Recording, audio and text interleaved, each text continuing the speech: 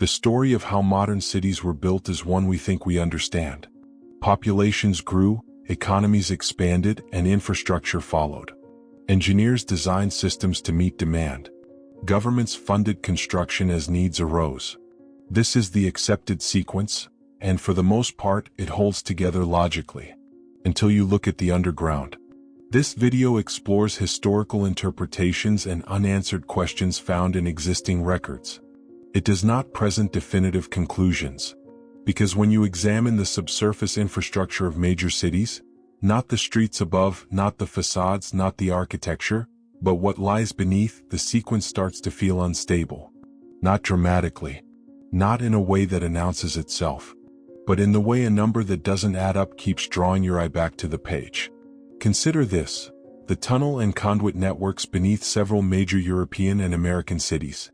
Systems carrying water, steam, electrical lines, pneumatic tubes, and sewage were documented as operational decades before the population density that would have justified their scale. In some cases, the infrastructure preceded the demand by 20 to 40 years. That's not unusual for forward-thinking urban planning. Engineers plan ahead. But some of these systems weren't designed for projected future demand. They were built at a scale that, even after the population caught up, remained partially underutilized for generations. That's a different kind of anomaly. Let's start with what the record shows. In the mid to late 1800s, several cities underwent what historians describe as major infrastructure revolutions. Paris expanded its famous e-gouts, its sewer network, under Baron Haussmann's direction. London constructed the Bazalgette sewer system following the Great Stink of 1858. New York began laying the groundwork for what would become an extraordinarily complex underground lattice of tunnels, pipes, and eventually subway corridors. The official explanation for each of these projects is well documented and reasonable. Public health crises, rapid industrialization, cholera outbreaks, and the political will to modernize. These are real events, verified by contemporary accounts. No serious examination dismisses them. But the documentation also shows something else, something that doesn't contradict the official record so much as sit uncomfortably alongside it. The dimensioning of these systems. When engineers build infrastructure to solve an immediate problem, say removing sewage from a city of 500,000 people, they typically size the system to handle that population, plus a reasonable growth buffer. 15%, perhaps 25%. This is standard practice, and it reflects the economic logic of infrastructure. You don't spend money you don't have to. But several of the 19th century underground systems were built with load capacities and spatial dimensions that suggest they were engineered for populations 2, 3, sometimes 4 times larger than the cities they served at the time of construction. Not slightly oversized. Substantially. The London combined sewer system, for instance, was built with main interceptor tunnels large enough, in diameter and flow capacity, that engineers in the 1950s and 1960s, examining the same infrastructure nearly a century later, found that significant portions required minimal modification to serve a population that had grown considerably beyond Victorian-era numbers. Bazalgette is often praised for this foresight. He is credited, in many accounts, with deliberately over-engineering the system. But over-engineering by how much? And based on what projection methodology in an era before modern population modeling? This is where the question stops being about engineering and starts being about assumptions. If a Victorian-era engineer overbuilds by 20 or 30%, that's prudent caution. We can model that. We can verify it against his notes and correspondence, and in Bazalgette's case, some of that documentation exists. But what about systems where the over-engineering is harder to attribute to a single-name decision-maker? What about underground grids that appear, in the historical record, without a clear design phase, without a corresponding population justification, and in some cases without the expected volume of contemporary written debate about their cost? Large public infrastructure projects in the 19th century generated enormous amounts of documentation. Political debates, cost justifications, engineering proposals, public objections, press coverage. The paper trail for Haussmann's Paris renovations runs into thousands of pages. The documentation for the London sewer project is similarly extensive. So when a comparable underground system, or elements of one, appears in the historical record with thinner documentation than its scale would suggest, that thinness is itself a data point. Not evidence of concealment. Not proof of anything. Just a gap that sits there, quiet, waiting to be explained. The underground grid as a concept is worth examining more closely here, because the word grid carries assumptions. Above ground, a city's grid is visible. You can walk it, map it, photograph it. Contradictions become immediately apparent. But below ground, the grid is largely invisible to daily experience. Its full extent is known only to engineers, municipal authorities, and, in older cities, to the archivists who maintain historical records of infrastructure that was often built in phases, by different administrations across different decades. What researchers examining these systems have sometimes noted, and this is documented in municipal engineering literature, not fringe sources, is that in certain cities, tunnel sections of clearly different construction eras appear to connect with a precision that suggests either extraordinary forward planning or the modification of pre-existing passages. The question of pre-existing passages is one that municipal engineers in several cities have formally raised, not as a conspiracy but as a practical matter. When you're drilling a new tunnel and you encounter a brick-lined passage that isn't on any map you've been given, the first question isn't philosophical. It's operational. Where does it go and what's it for? There are accounts, some in official engineering records, some in archive press coverage, of exactly these kinds of discoveries in London, Paris, and several American cities. Unknown passages. Chambers not on existing plans. Junctions with no corresponding documentation. Most have conventional explanations when investigated. Some were utility tunnels from defunct private companies. Some were remnants of earlier construction phases that weren't properly catalogued. The absence of documentation in these cases reflects the disorganization of 19th-century municipal record-keeping more than anything else. But not all of them have been fully explained. And the ones that haven't tend to share a characteristic. They're dimensioned larger than their apparent function required. That pattern, infrastructure built beyond immediate need, tunnels wider than their documented purpose, systems connecting across gaps in the historical record, is what draws researchers back to the underground again and again. Not because the explanation is obvious, but because the pattern keeps appearing in cities that share almost nothing else in common. And when you start mapping where those cities are, and when their unexplained subsurface features were first officially noted, something else begins to come into focus. That framing, invented from scratch, is worth holding lightly for a moment. Because the engineering literature from that period doesn't always read like the documentation of people building something new. It sometimes reads like the documentation of people adapting something existing. The language is subtle. Phrases like utilizing the existing formation or found suitable for modification appear in contexts where you'd expect to find language about excavation and construction. These aren't dramatic admissions. They're bureaucratic notations. But they accumulate. Expand the aperture now to the United States, where the timeline of underground infrastructure creates its own set of uncomfortable proportions. Chicago is the clearest example, and it's useful precisely because it's so well documented. The city was incorporated in 1837. By 1900, it had a population of roughly 1.7 million. That growth curve is extraordinary by any measure, and it's entirely real, verified, studied, and explained by the convergence of rail networks, industrial expansion, and immigration patterns. But Chicago's underground development doesn't follow that curve neatly. The city's tunnel system, specifically the privately operated Chicago Tunnel Company network, which by the early 1900s comprised nearly 60 miles of underground freight tunnels running beneath the loop, was documented as operational at significant scale before the surface demand for it had fully materialized. The tunnels were narrow-gauge, brick-lined, and ran at a depth of around 40 feet below street level. They were used to move coal, ash, and freight between buildings and rail connections. 60 miles. Beneath a city that had existed in its modern incorporated form for less than 70 years. The construction of that network, according to official records, began in the 1890s under the guise of laying telephone conduit. The scope expanded rapidly, faster, some engineers noted at the time, than the labor and capital investment publicly declared would reasonably allow. This is not a fringe observation. It was raised in Chicago municipal records and in contemporary press accounts as a question of accounting. Where was the construction activity? Why didn't the surface disruption match the stated underground progress?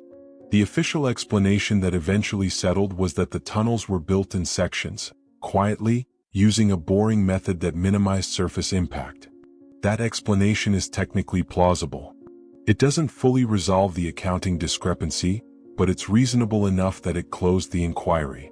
What it doesn't explain is the design coherence of a 60-mile network that, if built piecemeal over years by a private company expanding its mandate incrementally, shows very little of the structural inconsistency you'd expect from incremental construction. The junctions align. The grades are consistent. The brick lining across sections supposedly built years apart is largely uniform. That's either exceptional project management, or it's something else. Move east to New York and the scale pressure intensifies. The Interborough Rapid Transit System, the original IRT subway, opened in 1904. Its construction is well documented, celebrated, and studied. What receives less attention is the infrastructure that preceded it. The pneumatic transit tunnel built by Alfred Ely Beach in 1869, discovered and then quietly absorbed into the broader conversation about what lay beneath Manhattan's streets. Beach's tunnel is famous in urban history circles. A single-block demonstration of pneumatic passenger transit, built in secret beneath Broadway, revealed publicly in 1870 and then, when funding and political will collapsed, sealed and forgotten until workers excavating the new subway in 1912 broke through a wall and found it still intact, the waiting room still furnished. The tunnel itself is not the anomaly. Beach's construction is documented, his methods are known, and the political reasons for its abandonment are clear. The anomaly is what the 1912 workers also reportedly found in the same excavation zone. Additional tunnel sections that didn't correspond to Beach's documented project. Passages that connected to the Beach tunnel but weren't in his plans. Their origin was never formally established in the public record. Municipal engineers logged them, incorporated them into updated subsurface maps, and the documentation moves on without resolution. This is a pattern, not an isolated incident. In both the Chicago and New York cases, and in documented instances in Philadelphia, Boston, and St. Louis, the underground record contains these unresolved junctions. Features that are present, logged, and then administratively closed without a clear origin narrative. Not suppressed. Not hidden. Simply filed and left. The United Kingdom presents a parallel structure with a longer historical baseline. London's underground is layered across centuries in a way that American cities, by virtue of their age, cannot match. Roman infrastructure, medieval undercrofts, Victorian utility networks, and 20th century transit systems are stacked beneath the city in a geological metaphor for its history. This layering makes anomaly harder to isolate. Every unexplained feature can plausibly be attributed to a prior era. But researchers examining specific corridors beneath the City of London, the historic Square Mile, have noted subsurface brick-lined passages at depths and with dimensional profiles inconsistent with known Roman, medieval, or early modern construction methods. Not inconsistent in a way that demands a radical explanation. Inconsistent in a quieter way. The mortar composition, the brick sizing, the arch geometry falls into a window that doesn't map cleanly onto any of the established construction eras. Engineering historians have proposed various explanations. Undocumented private construction. Utility works from companies whose records were lost. Remnants of structures demolished and rebuilt above ground while their foundations remained below. These are all reasonable. None has been applied with documented specificity to all the passages in question. And here is where the regional pattern becomes notable. The same dimensional profile, the same rough proportions of width, height, and arch curvature, appears in these unattributed London passages, in sections of the Paris catacombs that predate their documented expansion phases, and in subsurface features noted in Edinburgh, Bristol, and Liverpool. Across cities. Across countries. within the same approximate measurement range. Some researchers who study these patterns have begun grouping them under a broader interpretive label, one that attempts to account for a consistency that official construction histories, taken individually, don't fully explain. That label and what it actually represents in current historical discourse is more complicated and more contested than its popular usage suggests, which is, in most serious applications, considerably less dramatic than the popular version suggests. In academic historical geography, Tartary, the older spelling, referred to a vast and loosely defined region of Central and Northern Asia that appeared on European maps from roughly the 13th through the 18th centuries. It was not a unified empire. It was not a single civilization. It was a cartographic convention, a label European mapmakers applied to territories they understood imprecisely, populated by peoples they grouped under a general category because their own knowledge of the region's internal distinctions was limited. This is documented. It is not contested. The maps exist, the scholarly literature on their interpretation exists, and the consensus among historical cartographers is consistent. Tartary on a map reflects European knowledge gaps more than it reflects a coherent political or cultural entity. What happened to that label in the 19th century is itself an interesting historical question. As European geographical knowledge of Central Asia improved, the term Tartary gradually disappeared from maps and formal usage. It was retired, not erased. The process is documented in cartographic literature as a natural consequence of more accurate regional mapping. So how does a retired cartographic label end up attached to theories about underground tunnel grids in Chicago and London? The connection, such as it is, runs through a specific interpretive claim, that the physical consistency observed across certain 19th century infrastructure, the dimensional uniformity, the apparent over-engineering, the documentation gaps, suggests a level of coordination that existing historical narratives, focused on individual cities and individual projects, don't fully account for. Some researchers who work in this space propose that this coordination might reflect the influence of a broader, and now poorly documented, network of builders, planners, or institutions operating across national boundaries in the 18th and early 19th centuries. They apply the Tartaria label not as a claim about a specific civilization, but as a placeholder for a pattern they believe existing historiography has not yet adequately explained. That is a specific, bounded claim. It is different from saying a lost empire built the world's cities. It is different from saying history has been deliberately falsified. It is, in its most careful formulation, an argument about coordination, about whether the similarities observed across urban infrastructure in multiple countries might reflect shared knowledge, shared methodology, or shared institutional influence that the official historical record captures only partially. One interpretation holds that 18th and early 19th century Freemasonic and fraternal networks, which were genuinely transnational, genuinely involved in urban development in several countries, and genuinely maintained knowledge traditions that weren't always publicly documented, could account for some of this consistency. This is not a fringe proposition in all its dimensions. Historians of Freemasonry have documented the involvement of lodge networks in early American city planning, in the layout of Washington, D.C., and in the architectural traditions of several European capitals. Whether that involvement extended to subsurface infrastructure, and at what scale, is not established.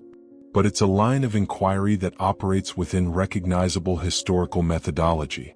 A second interpretation, less institutionally grounded, proposes that the consistency reflects something older, pre-existing infrastructure that was incorporated rather than replaced during the 19th century urban expansion period. In this reading, the tunnel sections that don't fit neatly into documented construction timelines aren't anomalies in the record of a building project. They're remnants of a prior layer of occupation whose own documentation either wasn't created in forms that survived, or hasn't yet been fully recovered from archives that remain partially cataloged. This interpretation is harder to evaluate precisely because it's harder to falsify. The absence of documentation is doing significant work in the argument, and absence of evidence is a notoriously unstable foundation. What can be said is that the archaeological record does support, in general terms, the existence of urban occupation layers that are sometimes more sophisticated than their position in the sequence would predict. This is not unique to Europe or North America.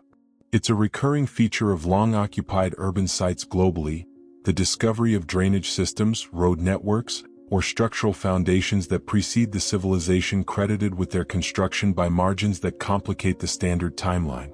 Whether those global examples connect to each other, or to the specific underground features under discussion here, is a question the evidence currently doesn't answer. A third interpretation, the most cautious and in some ways the most useful for navigating this material, simply notes that 19th century municipal record-keeping was genuinely inconsistent, that private construction companies genuinely did operate with less public documentation than government projects, and that the apparent anomalies in underground infrastructure may reflect archival gaps rather than construction gaps. In this reading, the tunnels that don't appear in the record weren't built before the record. They were built outside the systems that generated the record. The consistency across cities reflects not coordination between cities, but the adoption of similar engineering standards by practitioners trained in the same European traditions, using the same published manuals, working within the same economic constraints. This is the explanation that requires the fewest new assumptions. It doesn't account for every specific case that researchers have raised, but it accounts for most of them, and it does so without requiring the historical record to be systematically wrong. What the Tartaria label, in its careful usage, actually points to is the gap between these interpretations, the space where the evidence is genuinely thin, where the conventional explanation is plausible but not fully documented, and where the alternative explanations are suggestive but not verified. That gap is real. It exists in the engineering literature. It exists in the municipal archives. It exists in the spatial data of cities whose underground dimensions continue to surprise the engineers working within them. What lives in that gap is not a civilization, not a conspiracy, not a hidden truth waiting to be recovered. What lives there is an open question, the kind that responsible historical inquiry holds without forcing to a conclusion, because the conclusion the evidence supports is, for now, simply this: we built these cities. We documented how we built them. And the documentation, examined closely, is not quite complete. Whether that incompleteness reflects the ordinary entropy of institutional record-keeping across 2 centuries, or whether it points toward something in the planning of these cities that the official narrative has not yet fully absorbed, remains, in the most precise sense of the word, unresolved. And in the underground, beneath streets that have been walked for generations, the passages that don't appear on any map continue to exist whether or not we have a name for them.